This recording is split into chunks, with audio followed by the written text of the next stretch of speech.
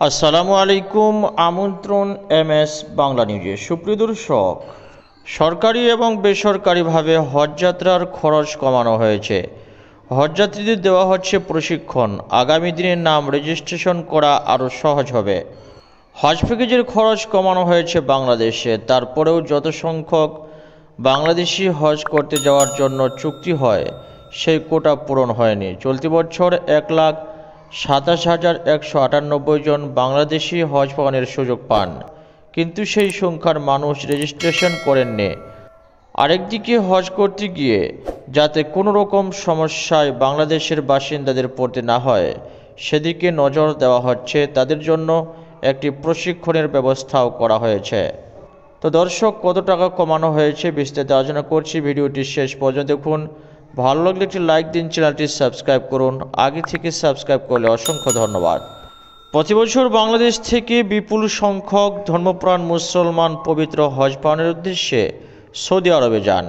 চলতি বছরেও বাংলাদেশ থেকেও অনেক হজ করতে যাবেন। সেখানে গিয়ে তাদের যাতে কোনো রকম সমস্যার মধ্যে পড়তে না হয়, সেদিকেও নজর দিয়ে কাজ করা হচ্ছে বলে জানান বাংলাদেশের ধর্মমন্ত্রী মোহাম্মদ ফরিদুল হক খান। শনিবার সকালে ঢাকার ওসমানী মিলনায়তনে হজ যাত্রী প্রশিক্ষণে 2024 এর উদ্বোধনী অনুষ্ঠান করে এই কথা জানান তিনি। সেই সঙ্গে বাংলাদেশের ধর্মমন্ত্রী জানান, চলতি বছরে হজ প্যাকেজের খরচ কমানো হয়েছে। বাংলাদেশের ধর্মমন্ত্রী জানান, চলতি বছর সাধারণ হজ প্যাকেজের খরচ সরকারিভাবে 1,04,178 টাকা এবং বেসরকারিভাবে 82,818 টাকা কমানো হয়েছে। সেই সঙ্গেই তিনি আরও বলেন, হজযাত্রীরা যাতে একেবারেই যৌক্তিক খরচে হজ পালন করতে পারেন, সেই বিষয়ে তৎপর রয়েছে সরকার। যাত্রীদের নাম রেজিস্ট্রেশন করা থেকে শুরু করে দপ্তরে আরও যে প্রক্রিয়াগুলো আছে, সেগুলি কিভাবে আরও সহজ করা যায় সেই বিষয়ে কাজ করা হচ্ছে। হজ করতে গিয়ে সৌদি আরবে নানা সময়ে বাংলাদেশিদের অনেকেই সমস্যায় পড়েন। তা যাতে না হয়, সেই জন্যই এই প্রশিক্ষণের ব্যবস্থা করা হচ্ছে।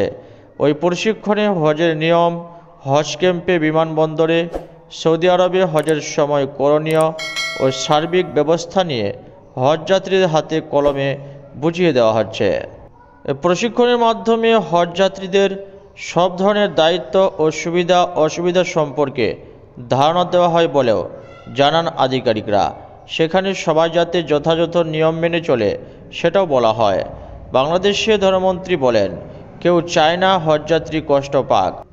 সবাই যাতে সুষ্ঠুভাবে হজ পালন করতে পারেন, সেজন্যই মূলত এই প্রশিক্ষণের ব্যবস্থা করা হয়েছে। আগামী বছরের হজ ব্যবস্থাপনায় অনেক ইতিবাচক পরিবর্তন আনতে পারব বলেও আমরা নিশ্চিত। আপডেট এই পর্যন্তই। আসবো আবারও একটি নতুন আপডেট নিয়ে। ভিডিওটি ভালো লাগলে একটি লাইক দিন, চ্যানেলটি সাবস্ক্রাইব করুন। আগে থেকে সাবস্ক্রাইব করলে অসংখ্য ধন্যবাদ।